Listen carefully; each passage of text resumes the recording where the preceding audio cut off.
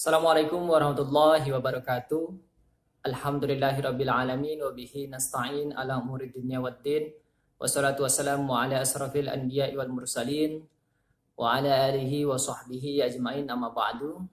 Puji syukur kita panjatkan kehadirat Allah Subhanahu wa taala yang senantiasa telah memberikan kita kenikmatan sehingga kita bisa menyaksikan video ini. Kemudian sholawat dan salam tak lupa kita haturkan kepada Nabi kita Muhammad Sallallahu Alaihi Wasallam. Teman-teman peserta Sekolah Pemikiran Islam dimanapun Anda berada, hari ini kita akan masuk ke kelas Tasawuf dan Masyarakat Jawa. Untuk pemateri kita yaitu beliau yang terhormat Bapak Kiai Nurholik Ridwan.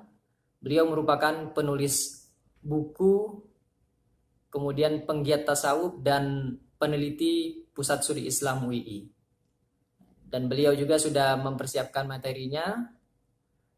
Untuk itu kami persilahkan kepada teman-teman menyaksikan video ini hingga selesai supaya bisa kita lanjutkan diskusinya nanti di WhatsApp group.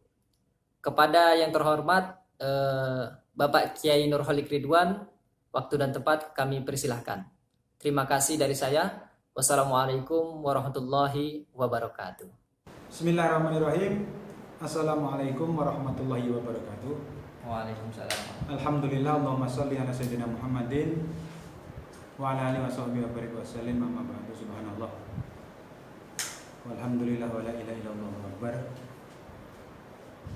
Selamat kepada para peserta Sekolah Pemikiran Islam. Kita berjumpa dengan metode memakai rekaman begini karena situasi yang memang menghendaki seperti itu, yaitu masih dalam pandemi corona. Saya kebagian mengampu pelajaran tasawuf dan masyarakat Jawa. Untuk pertemuan ketiga ini atau sekolah SPI yang ketiga, tasawuf dihubungkan dengan masyarakat Jawa. Kalau yang dua sekolah pemikiran kemarin kita tidak memakai masyarakat Jawa, tapi khusus tentang tasawuf dalam tradisi Islam. Sekarang kita akan lebih menukik ke tingkat lokal atau ke level yang lokal, yaitu di masyarakat Jawa. Apa yang penting yang kita bicarakan tentu adalah pertama tentang Islam masuk ke Jawa. Itu. Kalau kita membicarakan ini, yang perlu kita ketahui adalah cara melihat Islam masuk ke Jawa. Sebagian sejarawan melihat bahwa mereka mendasarkan semata kepada prasasti-prasasti dan inskripsi. Kalau prasasti itu berkaitan dengan yang dikeluarkan oleh raja, atau inskripsi itu berkaitan dengan tulisan-tulisan yang ada di makam. Dan mereka sebagian kurang menghargai terhadap cerita tutur, baik di masyarakat atau di babat-babat gitu. Tapi sebagian juga ada yang menghargai versi cerita tutur dan apa yang ada di babat, meskipun di sana sini terjadi mungkin agak berbeda di dalam masalah waktu, masalah tahun dan seterusnya.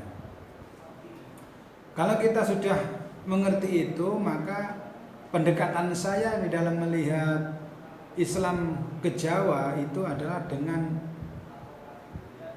mempertimbangkan aspek cerita tutur, terutama yang berkembang di masyarakat Jawa, khususnya lagi mungkin ketika kita bicara di pesisir utara, mempertimbangkan cerita-cerita atau gambaran-gambaran yang dilukiskan oleh babat yang berkaitan dengan itu. Meski begitu, bukan berarti kita anti terhadap apa yang dikonstruksi oleh prasasti ataupun inskripsi, tapi karena itu juga penting kita gunakan, ya sebisa mungkin dicari korelasi dengan tidak mempertentangkan, kalau bisa dicari komprominya sebatas atau sebisa mungkin kalau itu kita lanjutkan tadi ada beberapa sejarawan yang mulai mempertimbangkan, terutama dari kalangan tradisi pesantren, cerita-cerita tutur. Di antara mereka ini kemudian menulis buku-buku sejarah masuk Islam Jawa. Maksudnya piye kowe ngono?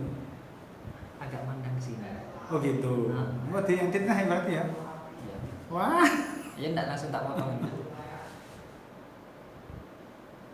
Dengan demikian mulai kenapa kita tidak cukup hanya dengan prasasti dan inskripsi, karena prasasti itu sangat terbatas, demikian juga inskripsi sangat terbatas meskipun memberikan nilai sejarah yang sangat penting, karena di beberapa prasasti itu tidak ada angka tahun dan itu diduga-duga berdasarkan menurut teori ketuaan batu. Misalnya prasasti tentang adanya kerajaan Kalingga itu merujuk kepada prasasti Tukmas, itu kan tidak ada tidak ada angka tahun, tetapi itu dijadikan sebagai sandaran untuk menyebut bahwa ada kerajaan Kalingga meskipun tidak ada angka tahunnya, lalu ditafsirkan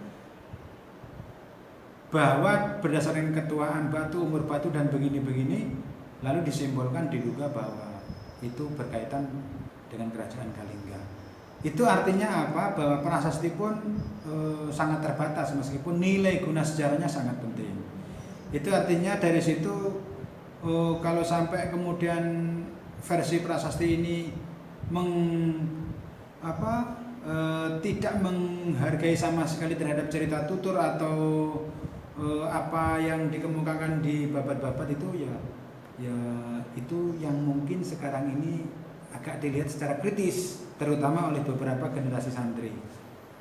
Misalnya dalam buku-buku yang dikemukakan oleh Ahmad Basu ataupun oleh Agus Sunyoto dan yang lain-lain.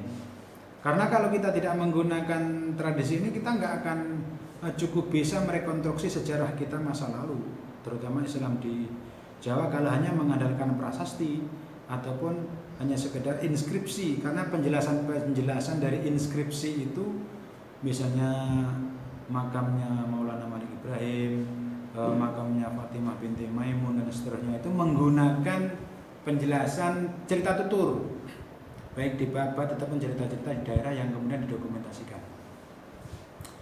Itu perspektif penting kita tekankan. Yang kedua,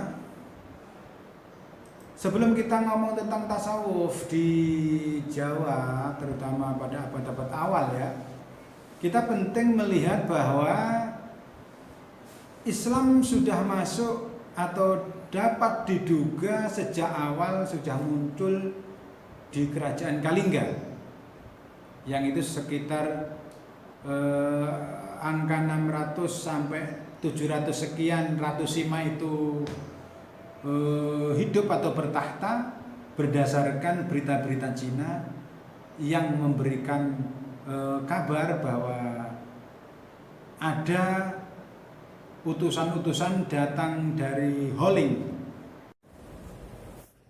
Kembali ke berita-berita Cina, dari mana kita dapat memperoleh berita-berita Cina? Saya sendiri memang nggak bisa bahasa Cina ya, tapi berita-berita Cina tersebut telah diterjemahkan ke dalam bahasa Inggris, diantaranya oleh Gronvel, terus buku Cajukua itu diterjemahkan ke dalam bahasa Inggris, dan ada berita-berita Cina di situ yang mengabarkan hubungannya dengan Jawa. Dari situ kita bisa salah satunya menjadi rujukan.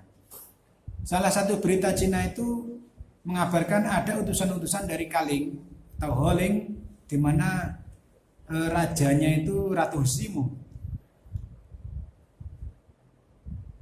Sudah sekitar tahun 600 sampai 700 sekian, karena itu ada di dinasti kekaisaran Cina yang berangkatan segitu itu.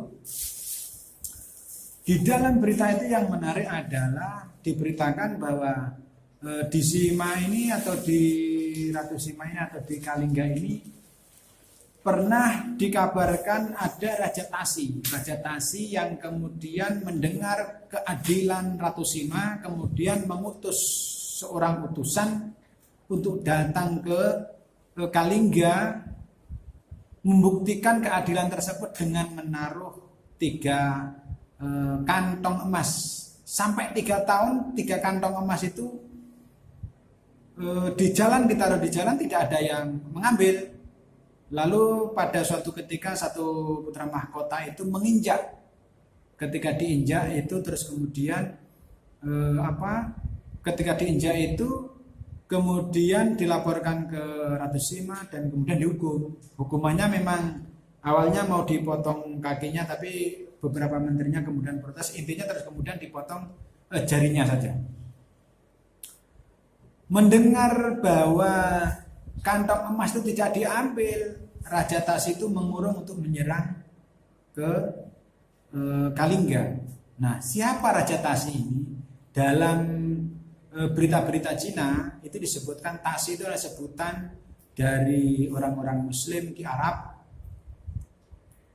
yang awalnya Tasi itu ada yang mengasosiasikan atau mentranskripsinya dari Tajik, ada yang mentranskripsinya dari Quraisy dan Al-Quraisy. Intinya kemudian bahwa orang-orang Muslim dari Arab yang kemudian ada yang di India dan seterusnya, ada yang ke Cina, datang ke Cina, mereka oleh orang Cina disebut Tasi.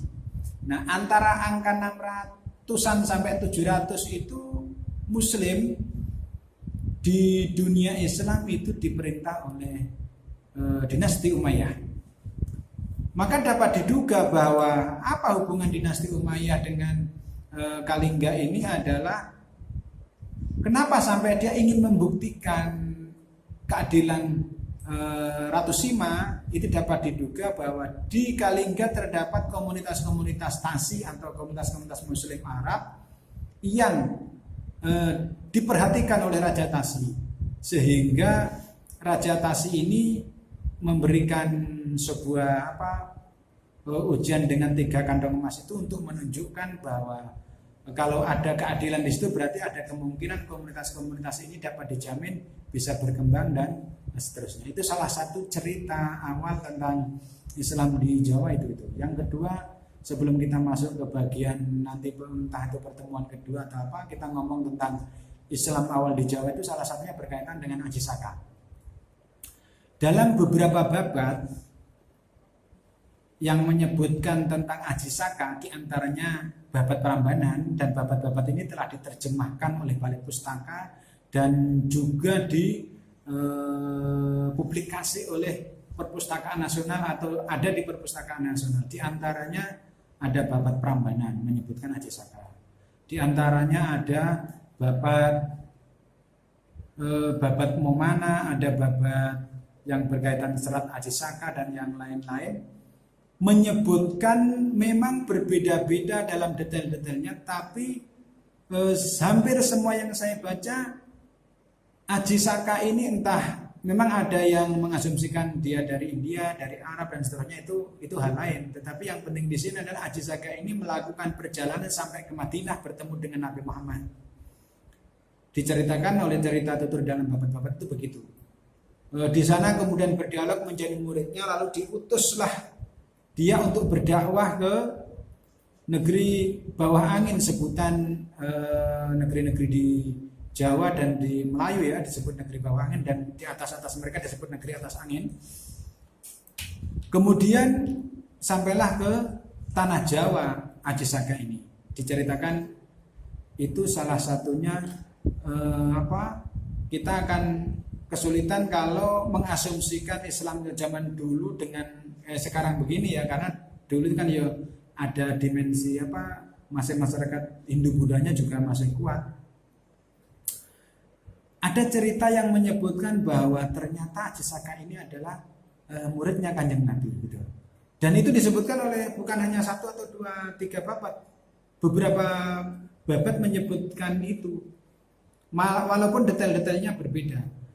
Cerita yang lain yang penting adalah cerita tentang Sahibatullah. Sahibatullah itu termasuk moyangnya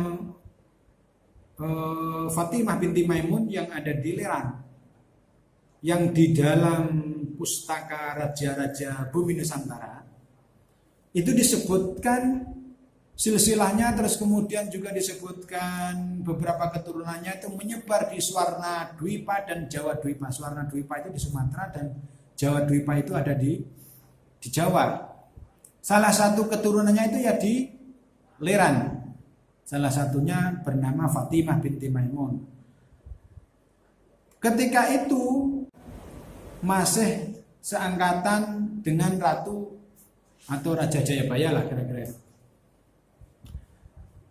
Maka dapat diduga Islam telah masuk ke Jawa itu sudah sangat lama, meskipun untuk mencapai tonggak yang cukup kuat konsolidasinya itu mencapai beberapa generasi. Setelah itu ada juga melihat dan mendapatkan cerita.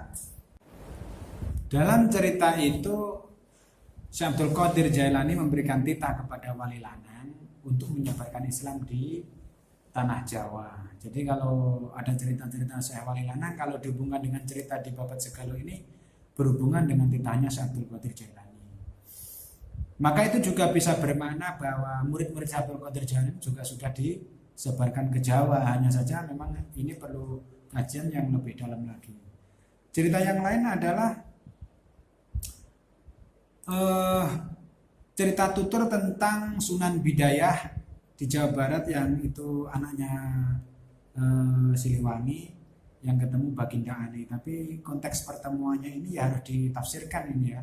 Sunan Bidayah ini adalah salah satu anaknya Siliwangi yang menyebarkan Islam di berbagai pelosok di Jawa Barat sebelum datangnya Sunan Gunung Jati. Ada lagi cerita tentang Pangeran Atas Angin bertemu dengan Syekh Jambu Karang di nanti yang akan menjadi leluhurnya Perdikan di Cahyana ex Karesidenan Pekalongan pada masa Demak. Jadi ini ada banyak saluran dan jalan Islam masuk ke Jawa. Sebelum Wali Songo itu sudah ada banyak cerita yang dituturkan di Babat-babat dan cerita tutur. Selain itu juga ada cerita tentang Syekh Subakir yang dibahas dalam Syekh Jangka Syekh Bakir ya. Itu sudah terkenal sekali. Untuk konteks ini saya memang sedang menyusun satu buku yang ingin saya dedikasikan untuk melacak kembali Islam Jawa dan tasawufnya di Jawa. Itu salah satu bagian yang saya kaji. Yang berikutnya adalah masa di mana Islam Jawa atau tasawuf yang dikembangkan Wali itu muncul. Itu adalah masa-masa di mana perdagangan di pesisir utara itu mengalami kemajuan yang luar biasa sejak 1300 sampai 1500 ya, sampai mengklimaks pada penguasaan Portugis di Malaka 1511. Itu para pemimpin-pemimpin komunitas muslim di pesisir Jawa mengalami kemajuan sehingga mereka mampu membangun kota-kota mulai dari Surabaya, dari Tuban, Gresik sampai ke Cirebon dan seterusnya ya. Itu sangat berhubungan. Tapi ketika Portugis kemudian menguasai Malaka, ada sedikit kejutan karena kemudian Portugis ini membangun hubungan dengan kerajaan di Jawa Barat yang sebelum Muslim, juga membangun hubungan dengan Majapahit, sehingga otomatis penguasa-penguasa Muslim yang telah mendirikan Demak ini mau tidak mau harus berkontestasi. Satu sisi di internal berhubungan dengan kerajaan-kerajaan di Jawa Barat sebelum Muslim, di Jawa Timur berhubungan dengan Majapahit, di Barat terus kemudian berhubungan dengan Portugis. Ketika Portugis sudah menguasai Maluku, secara otomatis pula bahwa perdagangan orang-orang Muslim dikunci sama Portugis. Ke Maluku dikunci, ke Malaka dikunci, akhirnya mereka membangun basis pertahanan ke dalam menjadi lebih kuat, dan itu menjadi salah satu bagian juga yang menyebabkan bagaimana kerajaan Islam Demak dan juga kerajaan-kerajaan di pesisir Nusantara di bagian Jawa itu kemudian berdiri dengan semakin kokoh. Ini dasar dan landasan awal yang kita baca tentang nanti tasawuf Islam di Jawa. Sebelum para wali songo itu ini yang perlu kita ketahui dulu. Ini mungkin yang pertama yang bisa saya sampaikan. Nanti pada pertemuan yang kedua kita akan membicarakan tentang bagaimana karya-karya yang dibaca pada periode awal-awal Wali Songo, kitab-kitab apa saja yang kemudian dibaca dan dijadikan rujukan, wali-wali siapa saja yang menulis dan tulisan itu dinisbahkan kepada para wali, sebagian wejangan-wejangan apa yang diwejangkan kepada masyarakat Jawa yang ditanamkan oleh para wali. Itu nanti di pertemuan kedua, yang mana pertemuan ini akan kita ringkas menjadi 2 pertemuan. Ini pertemuan yang pertama, terus besok lagi di hari Kamis kita akan membicarakan pertemuan yang kedua, bagian yang berkaitan dengan tasawuf di kalangan para wali di Jawa. Terima kasih, itu saja yang bisa saya sampaikan. Assalamualaikum warahmatullahi wabarakatuh. Teman-teman peserta Sekolah Pemikiran Islam dimanapun Anda berada, alhamdulillah tadi sudah disampaikan materi pembuka dari Bapak Kiai Nurholik Ridwan tentang tasawuf dan masyarakat Jawa. Untuk selanjutnya kami minta kepada teman-teman memberikan tanggapan atau mempersiapkan pertanyaan yang akan kita lanjutkan diskusinya di WhatsApp group. Demikian dari saya, terima kasih. Kurang lebih mohon maaf. Wassalamualaikum warahmatullahi wabarakatuh.